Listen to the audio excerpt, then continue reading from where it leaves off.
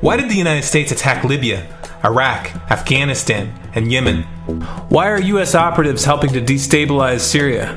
And why is the United States government so intent on taking down Iran, in spite of the fact that Iran has not attacked any country since 1798? And what's next? What are we headed for? When you look at the current trajectory that we're on, it doesn't make any sense at all if you evaluate it based on what we're taught in school. And it doesn't make any sense if you base your worldview on the propaganda that the mainstream media tries to pass off as news. But it makes perfect sense once you know the real motives of the powers that be. In order to understand those motives, we first have to take a look at history. In 1945, the Bretton Woods Agreement established the dollar as the world reserve currency, which meant that international commodities were priced in dollars. The agreement, which gave the United States a distinct financial advantage, was made under the condition that those dollars would remain redeemable for gold at a consistent rate of $35 per ounce. The United States promised not to print very much money, but this was on the honor system, because the Federal Reserve refused to allow any audits or supervision of its printing presses.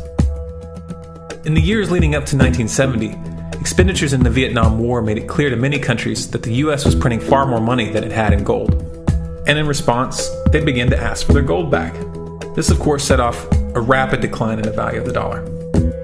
The situation climaxed in 1971 when France attempted to withdraw its gold and Nixon refused. On August 15th, he made the following announcement. I have directed the Secretary of the Treasury to take the action necessary to defend the dollar against the speculators. I have directed Secretary Connally to suspend temporarily the convertibility of the dollar into gold or other reserve assets, except in amounts and conditions determined to be in the interest of monetary stability and in the best interest of the United States. This was obviously not a temporary suspension, as he claimed, but rather a permanent default. And for the rest of the world who had entrusted the United States with their gold, it was outright theft. In 1973, President Nixon asked King Faisal of Saudi Arabia to accept only US dollars as payment for oil and to invest any excess profits in US Treasury bonds, notes, and bills. In return, Nixon offered military protection for Saudi oil fields. The same offer was extended to each of the world's key oil-producing countries, and by 1975, every member of OPEC had agreed to only sell their oil in US dollars. The act of moving the dollar off of gold and tying it to foreign oil instantly forced every oil-importing country in the world to start maintaining a constant supply of Federal Reserve paper. And in order to get that paper, they would have to send real physical goods to America. This was the birth of the petrodollar. Paper went out, everything America needed came in, and the United States got very, very rich as a result. It was the largest financial con in recorded history.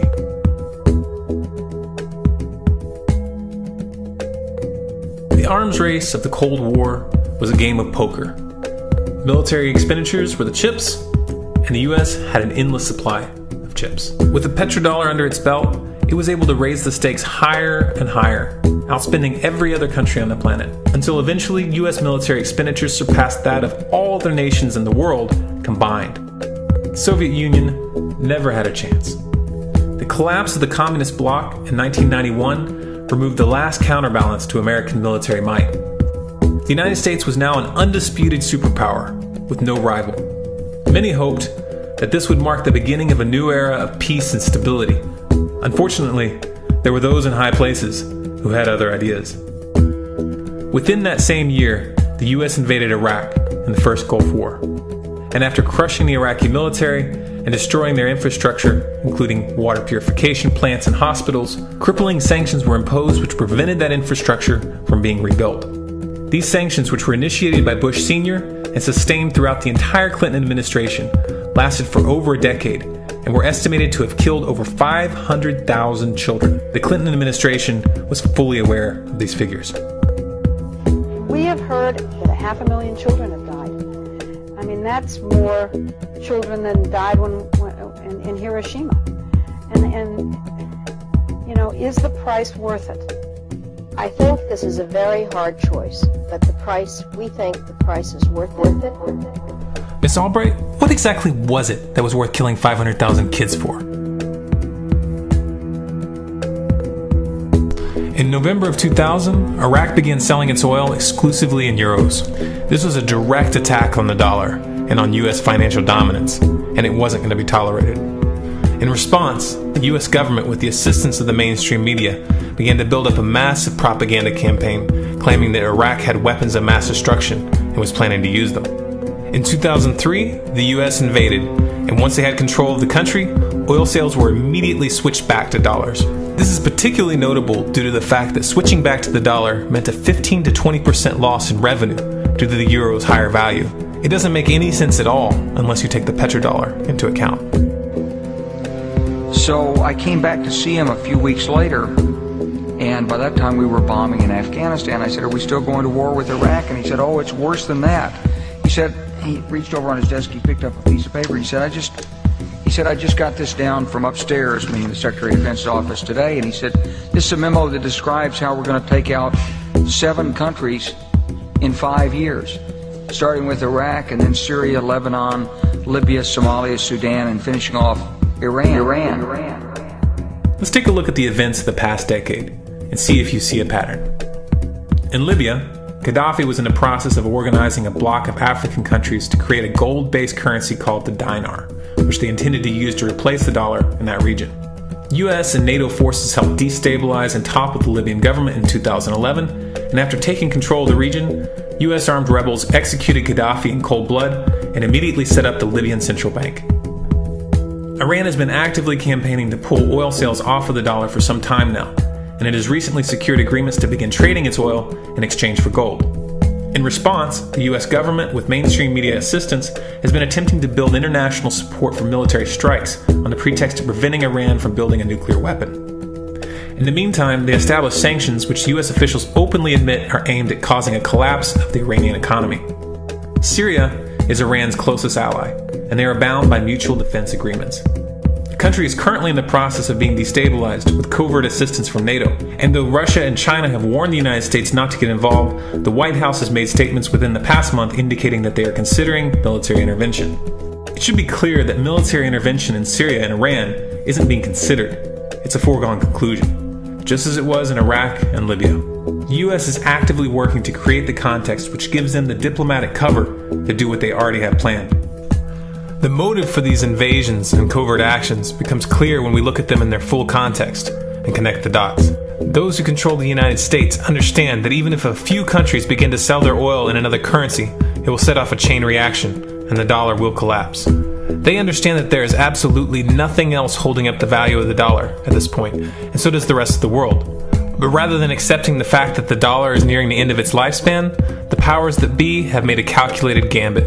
They have decided to use the brute force of the US military to crush each and every resistant state in the Middle East and Africa. That in itself would be bad enough, but what you need to understand is that this is not going to end with Iran. China and Russia have stated publicly and on no uncertain terms that they will not tolerate an attack on Iran or Syria.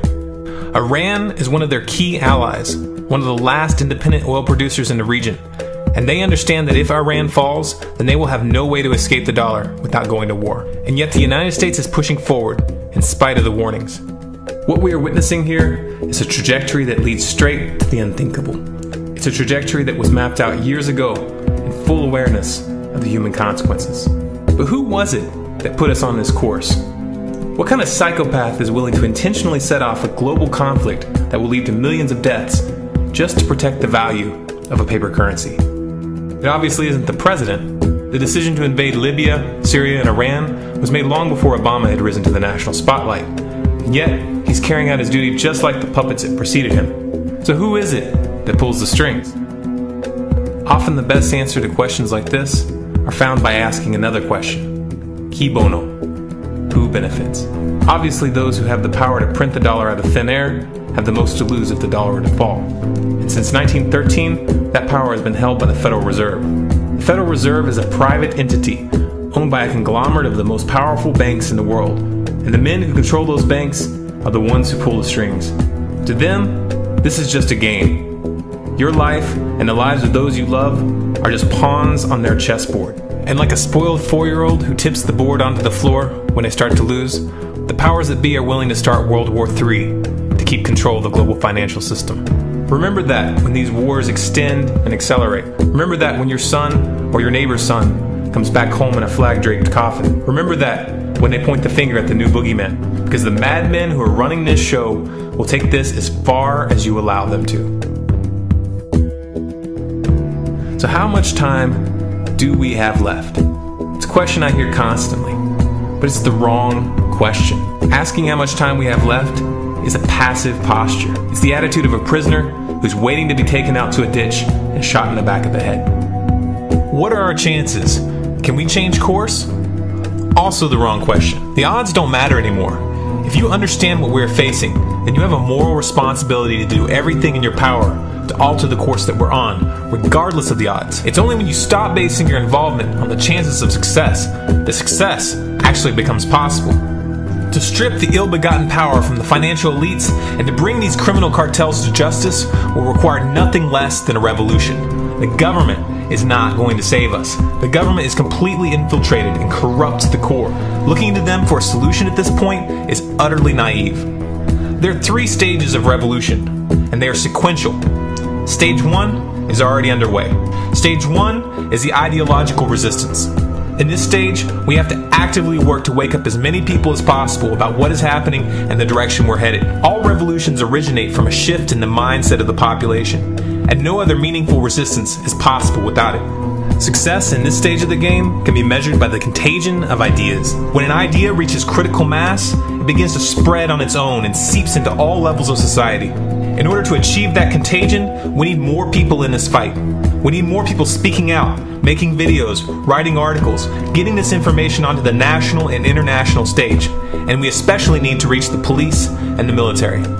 Stage 2 is civil disobedience, also known as nonviolent resistance. In this stage, you put your money where your mouth is, or more accurately, you withhold your money and your obedience from the government, and you do everything in your power to bring the gears of the state to a halt. Practiced in mass, this method alone is often enough to bring a regime to its knees. However, if you fail at this stage, Stage 3 is inevitable. Stage 3 is direct physical resistance. Direct physical resistance is the last resort, and it should be avoided and delayed as long as possible. And it should only be invoked after all other options have been thoroughly exhausted. There are those who talk tough and claim that they will resist when the time comes. But what those people fail to realize is that if you are inactive during the first 2 stages and save your efforts for the last resistance, then you will fail. When the Nazis were moving door to door, dragging people out of their homes in Germany, that was the time to fight back physically. But due to the lack of ideological resistance and civil disobedience leading up to that moment, even an armed uprising would have likely failed at that point. An armed uprising can only succeed if the people have established an attitude of active resistance. And active resistance is only possible after their minds have broken free from the mainstream propaganda. If you want to fight back, it's now or never. You're not going to get another chance, and the stakes are far higher than they were in Nazi Germany.